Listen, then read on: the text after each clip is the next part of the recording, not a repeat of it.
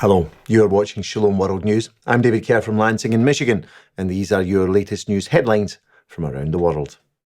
A popular Protestant YouTube host has announced that he is in the process of converting to Catholicism. Cameron Bertuzzi, whose Capturing Christianity YouTube channel has nearly 150,000 subscribers, told viewers online that he decided in September to become Catholic and will be received into the church this coming Easter. He explained that his conversion, quote, came at the tail end of a deep study into the evidence for and against the papacy. In recent times, Mr. Bertuzzi has hosted many well-known Catholic apologists on his channel, including Bishop Robert Barron of the Diocese of Winona-Rochester and the theologian and professor Scott Hahn. The Vatican's top diplomat has offered Holy Mass for peace in Ukraine. The Mass at the Basilica of St. Mary Major in Rome took place on November the 17th. It was offered by the Vatican Secretary of State, Cardinal Pietro Parolin, and marked 30 years of diplomatic relations between Ukraine and the Holy See. In attendance were ambassadors and representatives from more than 60 nations. In his homily, Cardinal Parolin prayed for an end to the war in Ukraine and paid tribute to those who are suffering.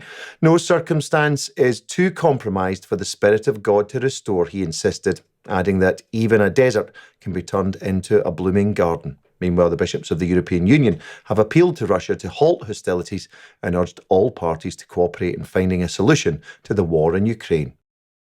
Meanwhile, the head of the Ukrainian Greek Catholic Church has called on Catholic academia to study what he describes as the neo-imperial ambitions of the Russian Federation. I urge you not to be silent, said Major Archbishop Sviatoslav Shevchuk of Kiev in a video presentation to the University of St. Thomas Aquinas in Rome on October the 19th.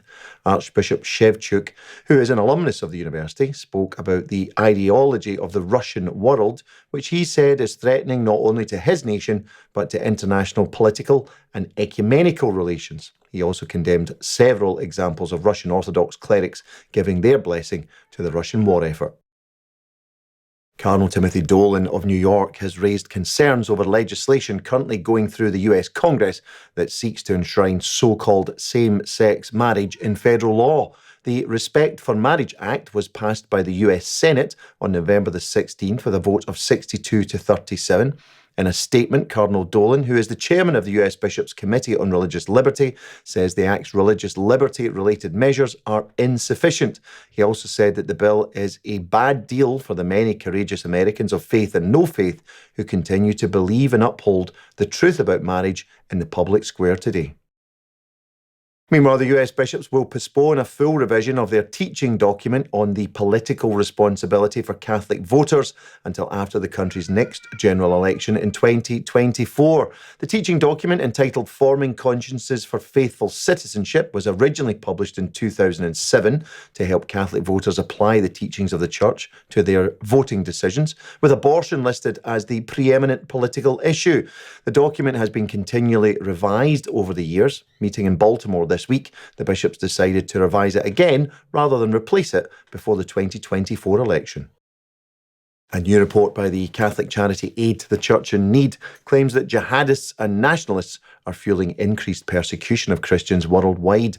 The report, which is entitled Persecuted and Forgotten, a report on Christians oppressed for their faith 2020 to 2022, found that in 24 countries surveyed, oppression or persecution of Christians has increased significantly over the past 2 years. According to study author John Pontific's, non-state militant terrorists attacked in Africa have sharply increased. The report estimates that between January 2021 and June 2022, over 7,600 Nigerian Christians were killed. Mr. Pontific said that in many countries, Christians are experiencing persecution and urged everyone to do their bit so that they are not forgotten. The military government in Myanmar said on Thursday that almost 6,000 prisoners, including a former British ambassador, a Japanese journalist and an Australian economics expert, would now be freed from captivity. Since the military coup in Myanmar last year, thousands of people have been imprisoned, including numerous foreign nationals. But now former British envoy Vicky Bowman, Australian economics advisor Sean Turnell, and Japanese journalist Toru Kabuta will be released. The military junta stated that all three would be deported, although it did not provide a time frame. In total, they said that some 5,774 prisoners, including some 600 women prisoners, will be released. To the Holy Land, and at least 21 people have been killed in a fire that broke out on Thursday night in an apartment building in the Jabalia refugee camp in northern Gaza Strip. Gaza's Interior Ministry say the fire was caused by a large amount of gasoline improperly stored.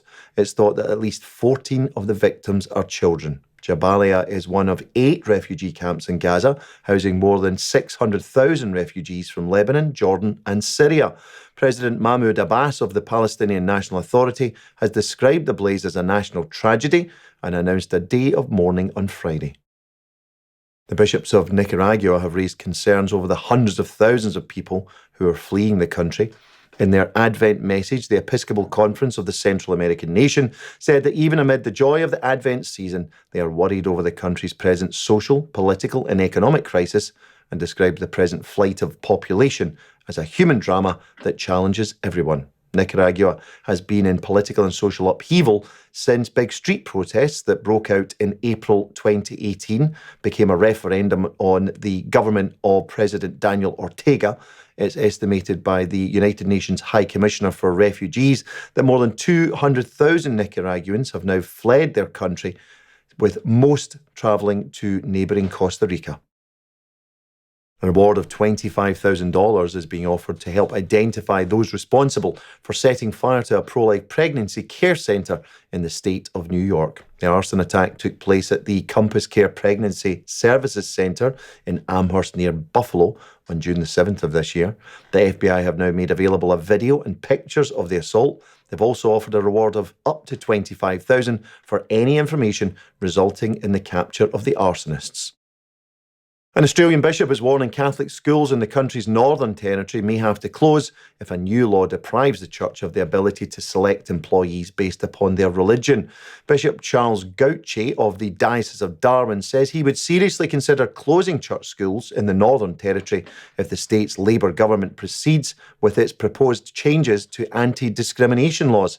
Speaking in a recent radio interview, Bishop Gauci said there was no point in running a faith-based school if one cannot recruit a genuinely faith-based staff. Finally, Pope Francis has appointed a Brazilian layman as the secretary to the Vatican's Dicastery for Laity, Family and Life. 38-year-old Gleison de Paula Souza will be the first lay secretary of the dicastery. He succeeds Father Alexandre Awe Melo, who was elected Superior General of his religious order in August. Mr. de Paula Souza is married with 2 daughters. He graduated in 2019 with a degree in philosophy from the University of Salento in Lecce in southern Italy. He currently teaches Catholic religion at the Antonio Valloni Science and Linguistics High School in Galatina in Puglia, also in southern Italy. Well, that's your latest headlines for now. Do join us for more tomorrow. You can also join us at swnews.org for news updates. Shalom.